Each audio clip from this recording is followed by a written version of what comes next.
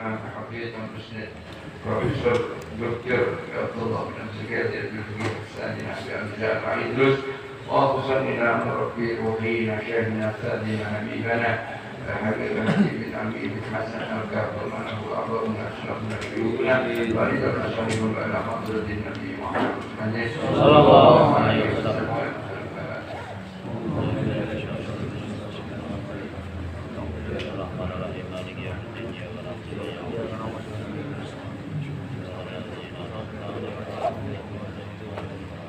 Bismillahirrahmanirrahim. Qala mu'allif wa nafa'ani wa bi'ulumi fid dharain amin ila akhir. Melanjutkan dari pembahasan sekarang menginjak pada kesunahan sunnah berdoa qabla salam.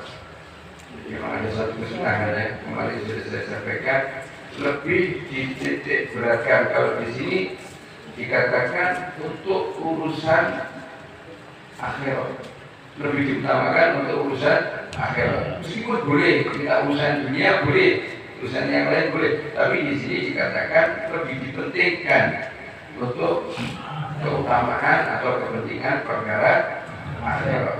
Ya. Wa Sayyidina Ali radhiyallahu taala anha. Wa Sayyidina Ali radhiyallahu an karamallahu wajhah. Anna Nabi sallallahu alaihi wasallam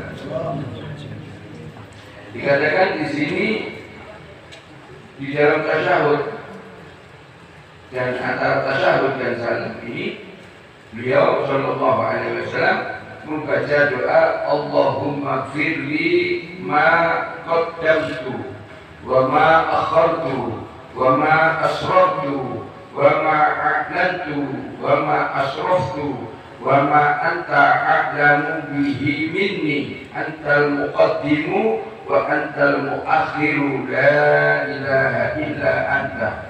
Nah, ini yang diajarkan baginda Nabi Agung Muhammad sallallahu alaihi wasallam. Ya, boleh baca ini atau doa-doa yang lain. Bahasa Arab ya, jangan bahasa Indonesia. Kalau bahasa Indonesia untuk selamat dalam sholatnya itu di dalam hati, jangan terucap. Kalau terucap batal sholatnya.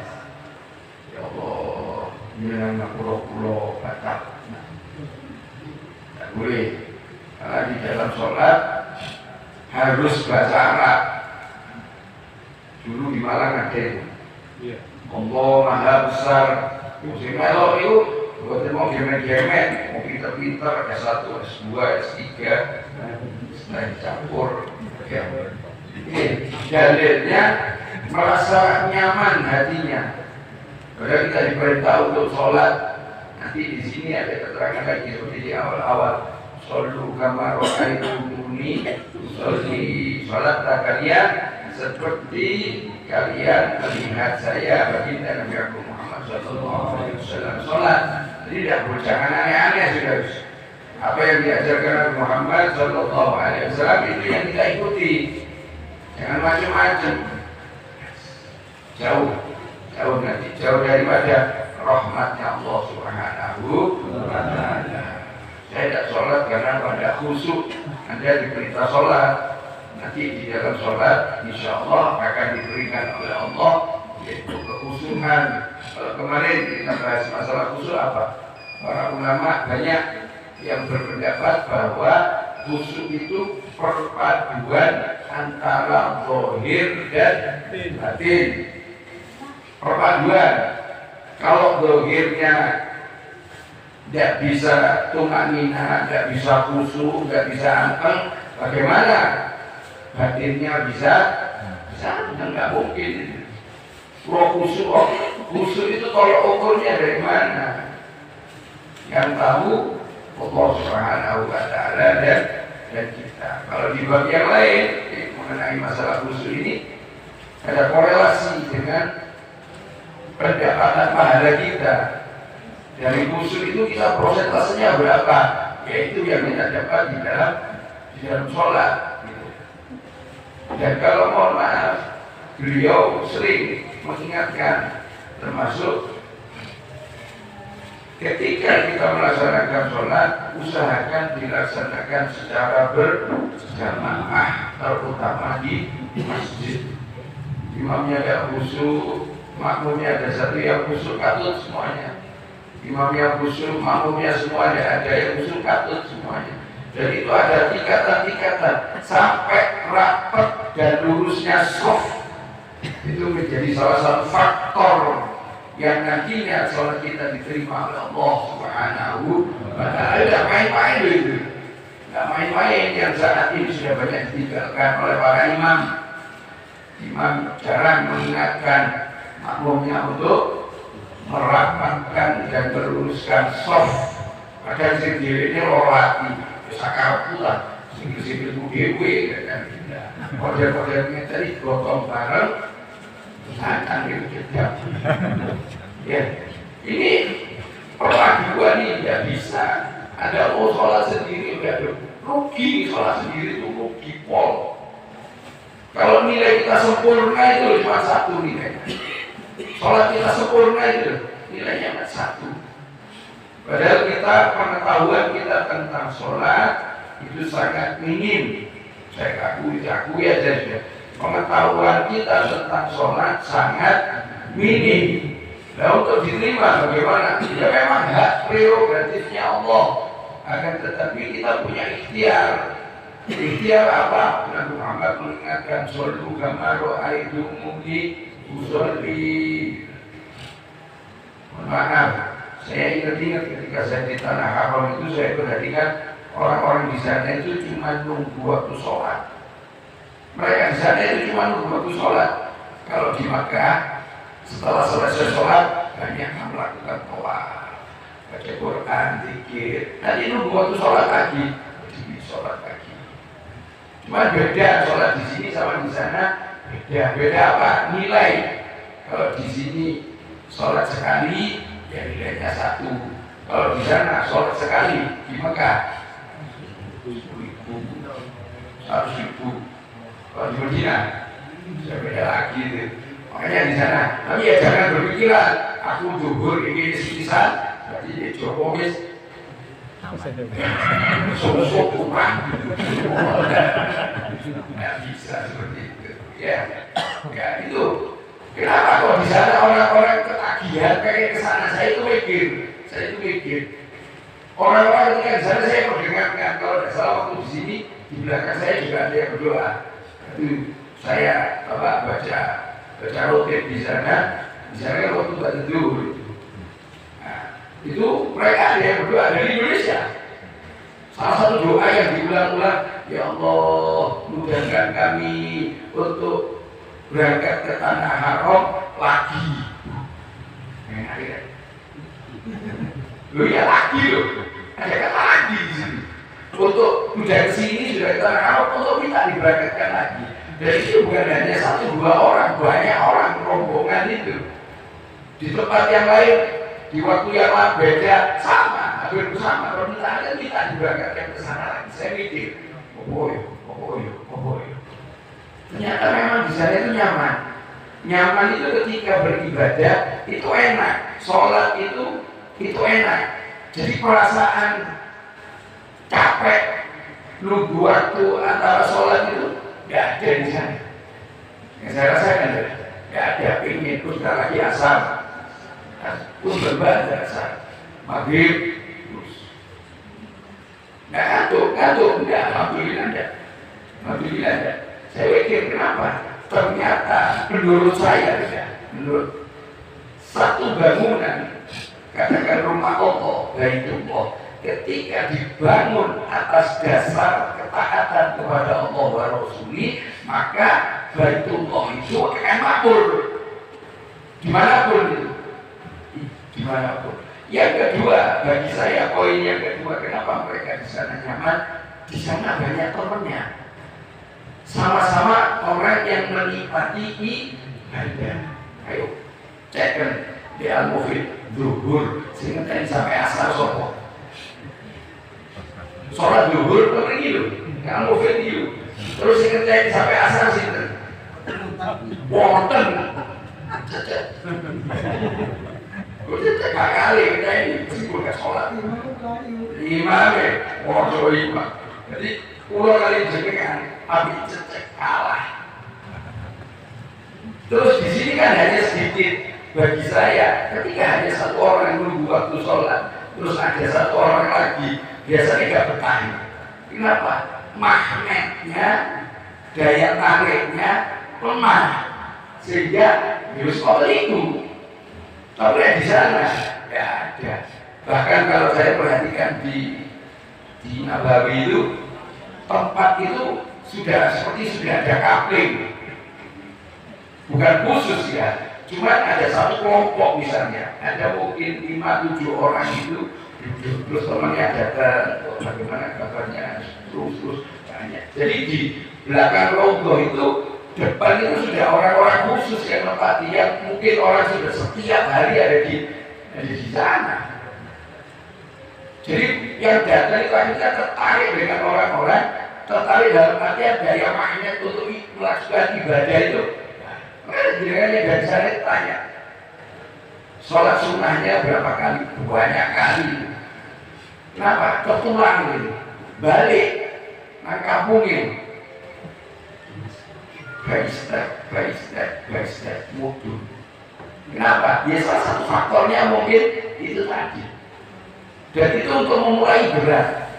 Di tanah Jawa, di wilayah kita aja ada beberapa masjid, saya katakan tidak mau semua, beberapa masjid yang ketika masuk di masjid itu nyaman, enak, untuk ibadah itu enak, tidak ada rasa lelah, senang gitu. Kenapa? Karena temennya banyak. Makanya boleh konco itu sing api, boleh konco. Nyoba ya sesekali lah, di Al-Mufid atau di Pundi itu, ayo ngejak konconya, ayo kita di Al-Mufid. Ya siapa yang perlu? Ya jadi kan, tapi ayo ngopi, siap. Jangan itu. Dia pergi, gratisan. Posisi, dulu kan posisi penentuan prestasi.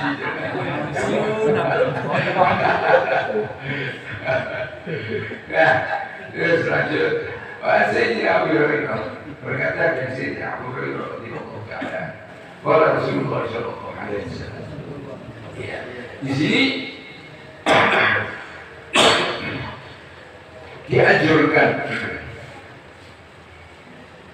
untuk meminta ketika doa itu, ketika doa di dalam tasyahud ini sebelum salam ini, untuk meminta kepada Allah perlindungan di dalam perkara.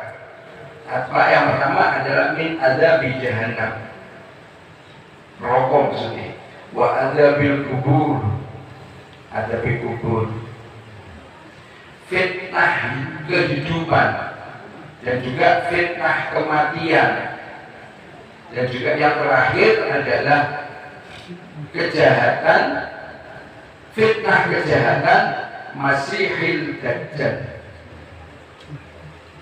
Jadi ketika kita berdoa sebelum salam ini tadi, di dalam tasyahud sebelum salam ini dianjurkan ya untuk meminta 4 perkara kepada Allah Subhanahu wa taala.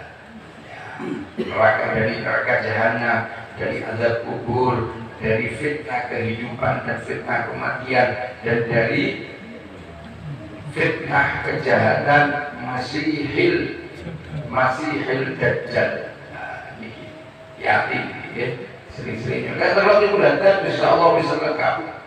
Terakhir kan jelas itu. Ya Allah biha, ya Allah biha, bihusnil khatimah, dari fitnah hati.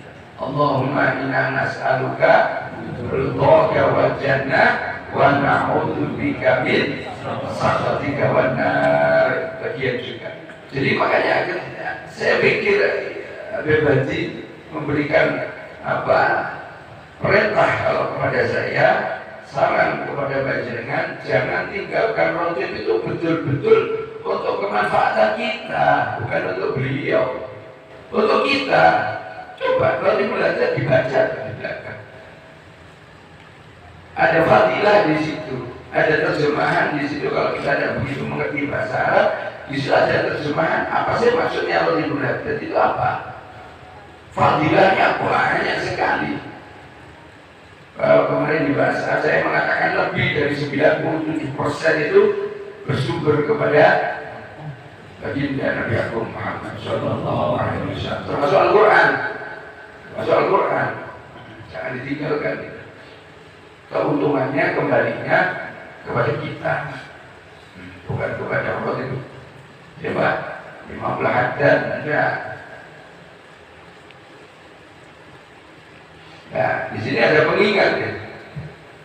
Nah, kalau diulangi untuk meminta doa yang tadi, di sini juga ada pengingat masuk kategori kemakruhan bagi siapa imam yang memperpanjang doa. Ya, ini tadi sebelum salam ini tadi. Ya, tidak disarankan masuk kategori makruh. Tapi kalau untuk doa ini tadi, Allahumma firli ma qaddamtu wa ma akhartu wa ma asrartu wa ma a'lantu wa ma asraftu wa ma anta a'lamu bihi minni anta al-muqaddim wa anta al-mu'akhiru la ilaha illa anta. Ini sudah diberikan satu kesunahan, cukup ini sudah. Cukup ini sudah. Tidak perlu ditambah-tambah. Tapi kalau munfarid, kalau sholat sendiri silahkan. Tidak apa-apa memperbanyak doa. Makruh bagi imam yang memanjangkan daripada doa dalam sholat, khususnya ya sebelum salam ini. Hanya kepada Allah kita meminta hidayah dan taufiknya, insyaallah. Amin. Sedikit ya, ini saya habiskan satu bab lagi. Oh, sudah sampai ya, tambah saja. Kefadluan membaca salam dan kaifiyah atau tata cara keluar daripada sholat. Dari Sayyidina Ali karramallahu wajhahu, qala Rasulullah sallallahu alaihi wasallam, pembuka sholat adalah bersuci,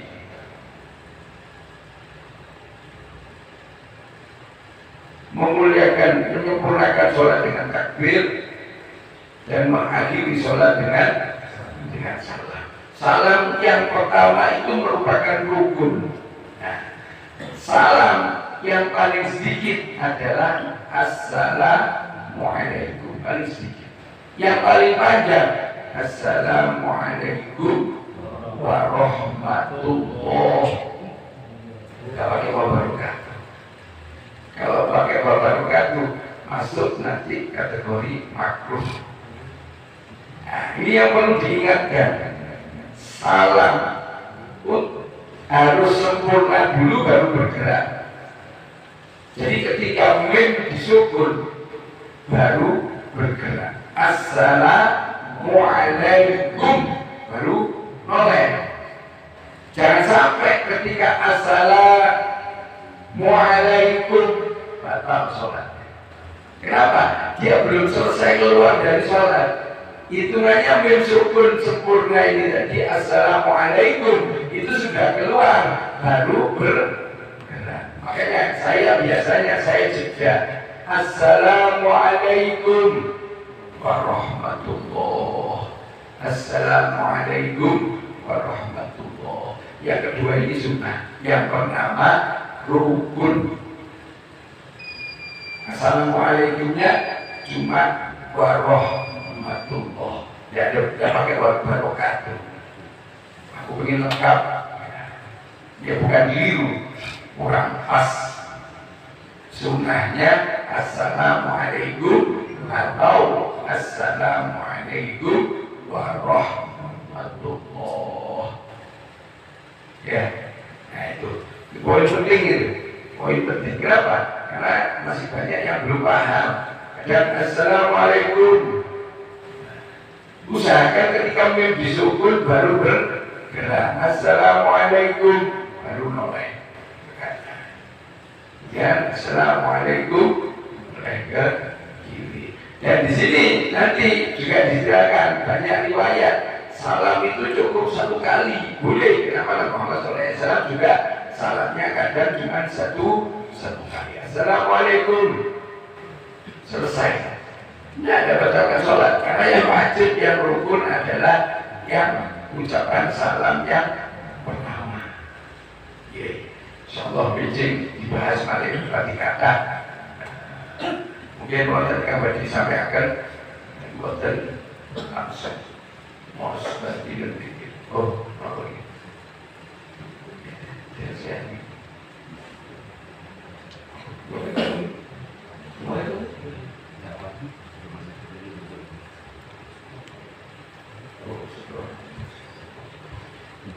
ya Fatihah dunia kesembuhan, kesehatan, panjang umur kita tidak harus ini agar beliau bahmi hasanah biasanya datang wiki Mas Ma'ruf kita mawon saking keluarga panjenengan melalui panjenengan saat ini kok diuji kaya Allah ujian saya saya sakit batin. Mungkin Allah Subhanahu wa Ta'ala tinggalkan penyakit pun Allah akan sekalian kesembuhan, Allah beri panjang umur, beri ta'atillah wa rasulih, Allah berikan kesehatan lahir wa batin, afiat yang sempurna insyaallah. Allahumma amin wa ni'mal syifa wa dafi'il bala ya sayyidil wujud sayyidina Muhammad bin Abdillah sallallahu alaihi wasallam. Al-Fatihah.